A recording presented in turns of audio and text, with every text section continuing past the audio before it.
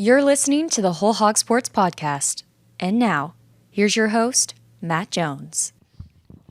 Scotty, good to see you. Good to see you. Let's talk a little bit about what you're doing right now. You recently got out of coaching. Right. Real estate work, Real right? estate. So I'll give you a little history. So my daughter plays volleyball here at the U of A. And so my wife and I kind of made a promise to ourselves and to her that we wanted to try to do what I just talked about, which is support our daughter. You know, we've done a lot for a lot of other student athletes, a lot of family members, and so we decided to be a little bit selfish and kind of use our time to support our own.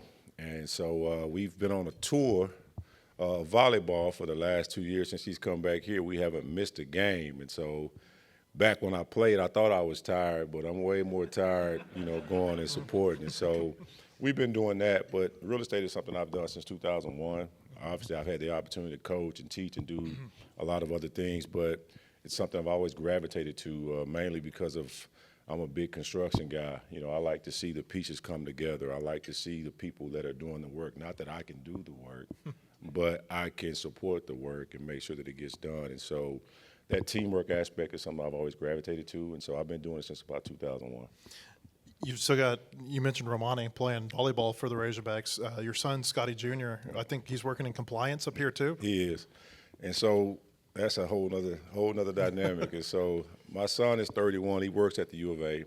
He works in compliance. He was a walk-on football player there, which in our family nobody played football, just like nobody played volleyball.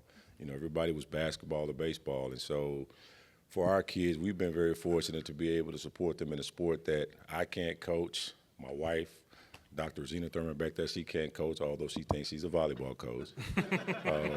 And so we're kind of, forced to support and be there for support. And I'll never forget, we were on the road this year, and I think we were in Colorado, and, we lost a big match. And, as parents, you guys are competitive. As supporters, you're competitive. And when you lose, everybody's in the dumps. And so, we go back to the hotel, and there was a lady there. She was waiting on us, and she said, "Did you guys win?" And I'm like, "No, we lost." And she was like, "Did you create any memories?" And so that kind of stuck with me. And so as a competitor, yeah, I'm creating memories. I like to be on the winning side of those memories, but it's been an enjoyable ride so far. You think coaching might be in your future again at some point in time? Possibly. I've got a grandson who's about to be 10, so maybe. But I don't know. I mean, I've kind of been one of those people where, the old saying, if you want God to laugh, tell him your plans. And so I've never planned to do half the things that I've done in life. Like, I didn't make plans to attend the University of Arkansas. I didn't make plans to marry my lovely wife. Those things just kind of happened and presented themselves. And as you can see, I took advantage of a great opportunity. So I want to talk to you about your career here in a minute. I want to talk to you a little bit about this year's team, though. You've watched them, I'm sure, most of their games. What are your thoughts about this year's squad? I like our team. I've been very excited about what I've seen so far. I like the way they share the basketball. They appear like they like one another. They're enjoying playing together. I'm anxious to see the big kids get a little bit better and get a little bit more seasoned, because I think for us to go deep in the tournament, that's going to be required. But I do like the energy that they play with. I love Billy Richmond and the way he attacks the basket. But I'm a big Malik Thomas guy because he hunts for those shots. And, I love that. I wanted to ask you about Billy Richmond, because there's kind of this popular thought out there. A player comp for him is that I've heard a number of times is Daryl Hawkins. Yeah. And you played with Daryl Hawkins. Do you see that? I do, because they play with reckless abandon. They don't really get caught up in getting fouled or creating fouls. Now, I would like to see him calm down with the technicals. But his energy and effort, I think, is something that's infectious for that team. And you can just see when he goes into the game, their confidence level goes up, their pace picks up. And I just think he brings a tremendous joy to just the fans watching him. Just that energy is contagious. There have been a few technical fouls this year. Some instances where there's been some pushing and shoving, maybe not even a foul's called. How do you walk the line and balance between wanting to have an edge and not taking any crap from your opponent, but also not crossing that line and potentially hurting your team? Well, I mean, as players, you can't get technical fouls. That's just a no-no. That's for the coach. The coach gets the text. And so I just think, guys get caught up in the heat of the moment. How do you walk the line? I think you just play the game. Obviously you're going to talk and there's going to be some joy, but I think you got to keep it between the lines and above board and focus on the game. Did you ever get a technical? I did. accidentally. Uh-huh. And so the year we won the championship, we were playing in Oklahoma City. We were playing Georgetown. And so a fight breaks out at half court. And I was on the bench at the time, and I took a step onto the floor, and the referee was standing on the baseline. And so he just came to me and said, "You're out of here." And I'm like, I didn't even do anything. And he was like, "Well, the rule is a player can't come on the court." Now, keep in mind, Georgetown had about 5 players at half court, and they only suspended one of those guys and me, and the 2 guys that actually fought got to continue to play. So that was my only technical. I thought about it. It's funny you say that because I actually thought about that a few weeks ago. Remember DJ Wagner got thrown out in a game. I think it was against Winthrop. It was right there at the end. And it was kind of the same thing. He dipped his toe in the water. Right. And I think it was because he saw one of his teammates running out, and he kind of maybe had that initial urge to go back and catch him and bring him back. But that'd be something I feel like there's obeying the letter of the law, and then there's also interpreting things, and I feel like that's something that could be changed and maybe better officiated. Well, I wish it would have been changed at that time because it forced me to watch the rest of the game in the locker room eating nachos. Did you ever get attacked as a coach? Yes. A lot? As a high school coach, yeah, I think my first year high school coach, I think I had 3, and then it got better. I had 2. Then I had 1, and in my last year coaching, I had none. So I was pretty proud of that. You ever get in a mindset where you're like, I know I'm going to get one right here, and I'm going to say something that let's see if this triggers it. Well, depending on the moment in the game, depending on what's taking place, obviously score time. Sometimes you want one. You got to be careful with how you go about it because some referees are really quick to just eject you, like back-to-back texts. And so I've never been ejected from the game, but I have had my share of technical fouls. This last game against Texas Tech, did you watch it? I did. Your thoughts on that game? Because I thought that was as exciting a game as I've seen in a long time. Me too. I mean, it didn't look that good for us early on in the game, but I think, our guys got it together. Trevor Brazile played, out of his mind. I wouldn't say out of his mind. I think that's what his talent level calls for. I think he needs to give us that every night, and if he can do that on a night-in, night-out basis, we're going to be pretty hard to beat. But, I mean, the Acuff kid is the engine that makes us go, and so as long as he's playing at a high level, I think we're going to be fine. Kendall King, we're proud of over 4 decades of design. We're continuing the legacy of great creative design by combining our brands of Kendall King, Soapbox, and Shopcart. Together, these brands represent a new focus in marketing design with individual attention to specific areas. Through our design expertise supported by a team of talented professionals, we showcase our best. We are Kendall King, we are Soapbox, we are Shopcart, we are design. It's such a different time now than whenever you were a player, but are you able to draw? It feels to me like maybe the excitement level about basketball right now is on par with what it was mid-'90s. Are you able to draw any comparisons between when you played and what we're seeing right now, or are the times just too different in terms of the players and everything that goes into it? I mean, you draw comparisons. I mean, you always see guys, you compare them to guys that you played with or guys you played against. I agree with you on the level of excitement. I think it definitely at an all-time high. For me, as a former player, my excitement is always there. It doesn't really matter for who's on the team, what year, who's the coach. My expectations every year for us to be Elite Eight, Final Four, regardless of whether that's Coach Mike Anderson, whether that's Coach Eric Musselman, whether that's John Calipari. I know that can somewhat be unfair, but when I came here, I came behind a group that was in the Final Four. And so my expectations were to try to continue to uphold that. And so since we were able to uphold that, why would I lower my expectations? And so I know that can be a little tough on young people, because it's like, dang, they expect us to make the Final Four. Well, yes, we are. They expect you to make the Final Four. And so that's what you come here for. And I mean, I know we're not, quote unquote, a blue blood program, but I mean, I'm from Louisiana. I never had any blue blood. All my blood's been red.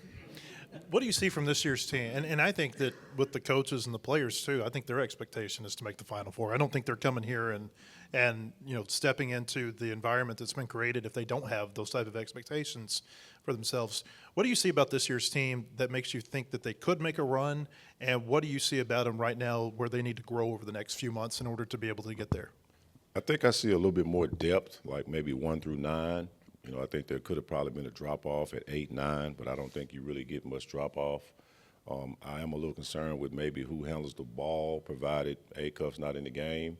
should be DJ Wagner, who I think is very capable, but it's kind of been up and down year so far for him. But I would like to see Pringle and Ewan really step their game up, because to me, this is just my opinion, you can't be a fifth-year guy and be the first to hit the floor. You know, fifth-year guys are the elder statesmen. You know, a freshman, yeah, maybe he hits the floor, but I mean, guys going to the basket, getting touched, and I mean, you look at Pringle and you see his body type, who's really knocking him to the ground? So I think some of these guys get caught up, young guys watching NBA instead of watching college. You know, guys go to the NBA, they get touched on the hand, they turn at the referee, the play's live, they're still playing. And so I just think guys need to stay away from moving on and having their feet where they are. I would ask you about whenever you were here coaching, and I mean, you wore a lot of hats whenever you were here. I think you came here, was it director of student athlete development for Yes. John Pelfrey for his last year, and then Mike Anderson kept you on. You were here for all of those years. First in a support staff role, then on court coaching. Right. You even were the radio announcer for Yeah. a couple of years. I don't know if people remember that. What do you remember about those years, though, and what are some of the memories that you have? Well, my first memory, my first day on the job, well, I won't say my first day on the job, my first game, I walk in the parking lot, and Mr. Mike Irwin meets me in the parking lot, and his first words to me were, "Hey, Scotty, we got to get this thing going." I'm like, wait a minute, I just got here. Yeah. I'm like, can I at least get in the gym, you know? And so I remember we were playing an exhibition game that night, and that was the first time I came, and I didn't really see many fans. And then we got inside the gym, and I still didn't see many fans. And so that was a big shocker for me. It was like, hey, what's going on? Because my expectations was that it was going to always be filled up. We were always going to be highly rated. And so that was kind of a tough deal for me. But having said that, you know, I was able to be in those positions because of the people who allowed me to. You know, Coach Pelfrey was really good to me. Coach Anderson was. And so, you know, I just tried to do whatever I could for the program, because my focus was just helping those guys and us be the best we could be, whether that was off the court, on the court. I really didn't care about it. And then I was fortunate enough to get the opportunity to coach. And it's kind of like, dang, you know, I remember when I played, and now here I am getting a chance to coach where I played. So it was kind of surreal. When you were playing, I'm going to talk about the crowd for a second, because when you were playing, it didn't matter if you were playing Delaware State or Centenary or Northwestern State or whoever. I mean, that place was packed. Right. And now, you know, it'll get full for Louisville last couple of weeks, but for the most part, and TV doesn't help this any with the way that, number one, the fact that everything's on TV, number two, the times that they set for tip-offs, you just don't see the in-person support like you used to see on a night-in and night-out basis. How does that change? I don't know. I mean, I think when you're scheduling 8 o'clock games on a Tuesday night, and parents have young children, I mean, they're gonna stay at home if they can watch it on TV. I don't know how you incentivize fans to come to the game, but I see someone posting on Twitter almost every game, like, give your tickets away. You know, we should have bodies in the stands. But I think at Arkansas, to me, it's just me, I think the fans should continue to pour in. I mean, you can't have expectations of wanting to be an elite level team and you're at home every game. You know, it's okay to be at home maybe a game and you're giving your tickets away, but you shouldn't have your tickets in your pocket and not be at the game. I think that should be a no-no. Brad Dunn asked me to ask you, have you ever coached any defense? I have. Okay. I was pretty good at it as well. Did you like coaching offense better? I just like coaching the game. I mean, Yeah. I didn't really identify with one side of the ball. Coach Dunn gives me a lot of flack saying I didn't play defense. But if you go look at my stats on my team, I was always number 2 in assists, and I was always number 1 or 2 in steals. So, I mean, I must have did something. And that's the way we played. Plus, we kept up with deflections. I was always one of the tops in deflections. He won't admit that, though. So I had an encounter about 3 months ago. Dwight Stewart was inducted into the UA Sports Hall of Honor. You came up here that day. But we had him over at our studio for a podcast. And I asked Dwight if he could come by, and he said, yes, he can. They had trouble finding their parking spot. So I go out there, and I start looking for him, and I see in this little car climb out Dwight Stewart, Clint McDaniel, Alex Dillard, Corey Beck, and 2 women, I think spouses. But it was quite the sight to see all of them get out there. But one of the takeaways that I had as I was watching that was, like, that brotherhood that you guys had was real. And they were talking about they were going to meet up with you, and Corliss was in town, and several others, and you guys were going to get together. And I see all these, you know, pictures from different times that you get together over at Coach Richardson's ranch. It's amazing to me to see that all these years later, that's still very real with that group of players. Oh, it's definitely real. I mean, that's what made us the team that we were. You know, we were not only tight on the floor, but we were tight off the floor. You know, I talk about that 1 through 9, we were 1 through 12.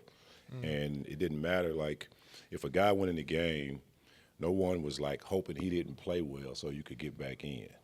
And I think now that's kind of the difference. Everybody wants to play, and it's fine. You should want to play, but you also have to learn to support other people and wait on your turn. That was the biggest thing for me coming from high school. In high school, I played the whole game. Didn't matter if I was tired. Didn't matter if I was in foul trouble. The coach was generally going to leave me out there. When I got to college, you realize Coach Rich is going to give you 4 or 5 minutes, and you better show him what he wants to see, or you're coming to sit. It doesn't matter if you're Corliss, Scotty, Darnell Robinson. It didn't matter. And so for us, sometimes I think our unity came from those challenges that Coach put us under, but then also there wasn't as much to do here back then. You know, I mean, there was no, I don't want to say it, but, you know, nobody's hanging out on Dixon Street. When we were in school, we had to go hang out at the apartment, or hang out at the dorm, play cards, and so you were forced to be closer. I always thought that team, you know, whenever you hear people talk about the greatest college basketball teams, I never hear 94 Arkansas mentioned. But I thought that was a really good team, and I think one of the reasons I think that it was so good was the depth that you guys had. I've heard people say, and I don't necessarily disagree, that if you took yourself and Corliss and Corey and Clint and Dwight off that team, that's still a Sweet 16 team. And those were the players who were coming off the bench. What do you think about the depth and just what made that team special? Well, I think everybody could dribble, pass, and shoot. And I think Coach and the staff, Coach Dunn and Coach Anderson, did a great job of identifying pieces that fit. I mean, obviously the team before us, you know, my teammates will probably get on me for saying this, but they did have more talent. They were more talented. I mean, you know, they jumped off the page. Big Oliver Miller, Todd Day, they jumped off the page. Corliss jumped off the page. None of us, the rest of the guys really jumped off the page. But we knew how to play. We knew how to pass. We could dribble. And we could take coaching, which playing for Coach Richardson you had to be able to take because he was going to be tough on you. And so there were some days where you might not like Coach. And so then you're forced to like this guy, Coach Dunn. You know, you may not like Coach Dunn that day, then you're forced to like Coach Anderson. But it was always a good cop, bad cop type of deal. And for us, we would feel like that we were going in games sometimes playing against Coach Richardson even, if that makes sense. Because it's like, I've got to prove to him what he said I couldn't do. He said I couldn't rebound, I'm going to go get 8 today just to show it. And so those are the things I think that motivated us, that made us different. And that's why our depth really showed, because guys were out to prove something. How'd you get recruited here? What was that story? Oh, man. So I had top 5. Originally I had a top 10, and my dad. Kendall King, we're proud of over 4 decades of design. We're continuing the legacy of great creative design by combining our brands of Kendall King, Soapbox, and Shopcart. Together, these brands represent a new focus in marketing design with individual attention to specific areas. Through our design expertise supported by a team of talented professionals, we showcase our best. We are Kendall King, we are Soapbox, we are Shopcart, we are design. Who worked 7 days on, 7 days off. He would miss, like back then, in-home visits were really, really big. And so my dad was like, hey, if the head coach doesn't come, they're not really serious about you. And so when I got to my 10, he was like, you're not going to visit 10 schools. You only get 5 visits, so why are we wasting these people's time? So when I had my 10, I was doing my in-homes, and Wimp Sanderson, who was at Alabama, was at the time. He was supposed to be first up.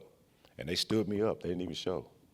And my mom had cooked, and that's what she did for every staff that came in. She cooked, and I think Coach might have ate us out of the house and home once or twice. And so that knocked them off the list. And then I started thinking, like, okay, how far is this really from home? Are my parents going to be able to see me play?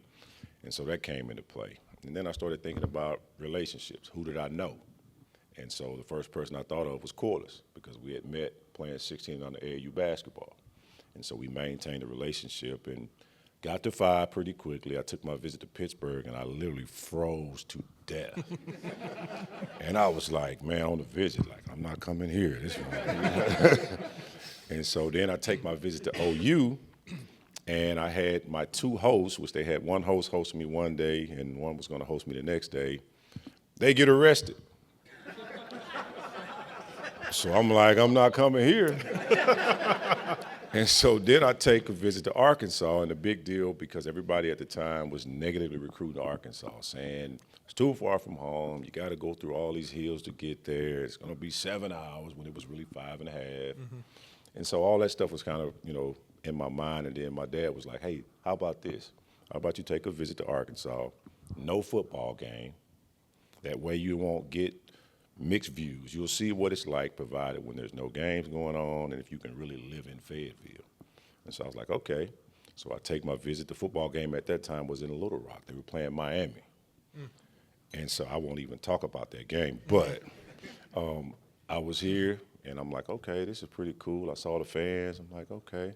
They showed me around, and then I go home.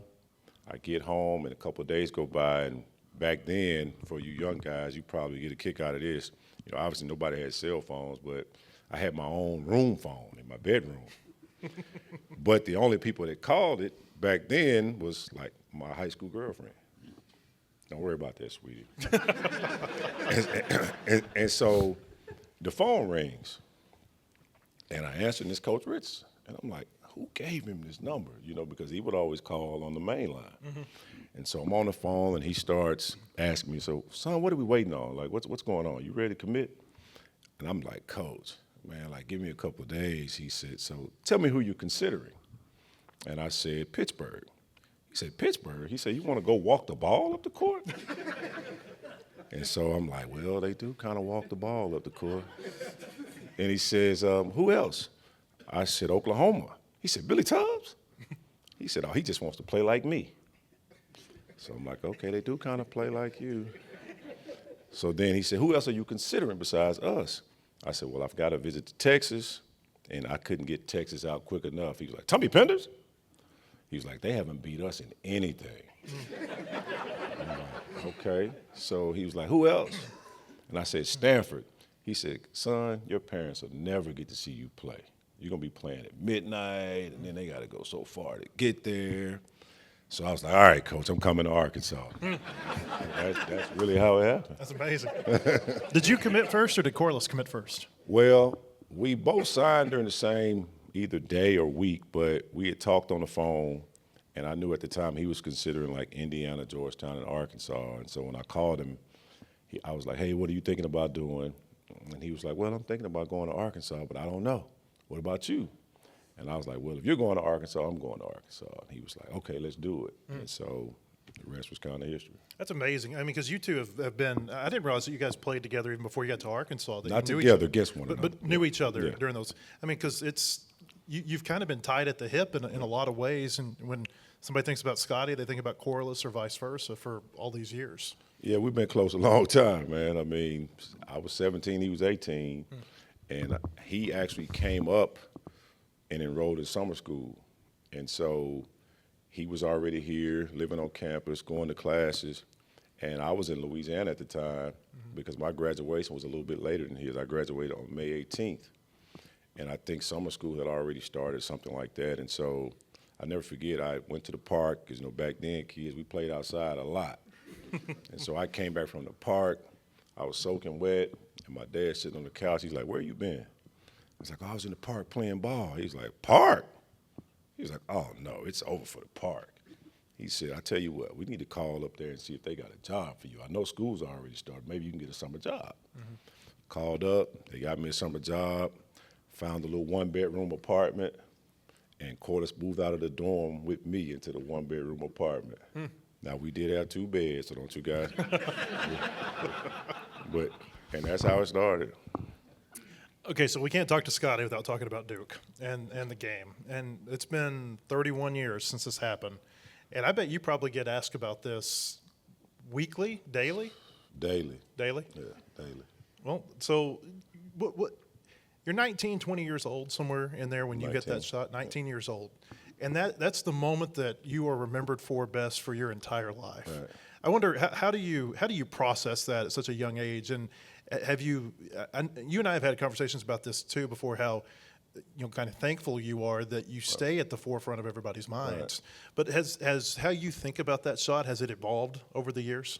Yeah, it kind of changes. I mean, the older you get, I'm 51 now, so it has changed over the years. Like, I think when I first made the shot, I don't know if I really enjoyed it as much as I probably should have, because I think we were in the mindset of this is what we're supposed to do. We're trying to prove to everybody how good we are, and so you got consumed with that. And then I looked and I see Corliss crying and jumping up, and I'm like, wait a minute, what's wrong with me? Like, why am I not like that? And so we got in the locker room, and I got more excited as it was over, and then President Clinton came in, and it was like, oh man, we really did win it, and guys started really celebrating. And then fast forward, as my son got older, because my daughter obviously wasn't, she wasn't born at that time, and we would go places, and people would, stop me and tell me these stories about where they were, and I was like, dang, like you had that type of effect on people. And then I started thinking about like my dad when he would make me fold up socks and we shoot them in the closed basket, and we'd be emulating everybody, Wayman Tisdale, Dallas Comegys, and then all of a sudden you get put in that situation where you're the guy taking a real shot. There's no more sock. And then to actually have it happen, it's kind of like I'm living out a childhood dream that, that I couldn't have planned. It just kind of happened that way.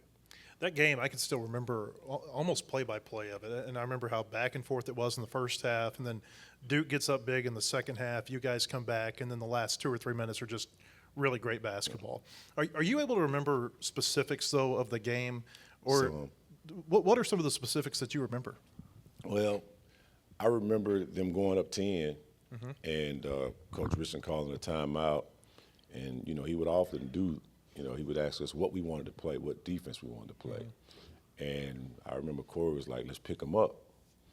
Because we had kind of been, people don't realize, if you go back and look at that run we were on, we didn't press as much. We pressed, but we would mix it up. We'd be in a half-court zone. We'd be in half-court man-to-man. We may still be trapping, but just may not be full court.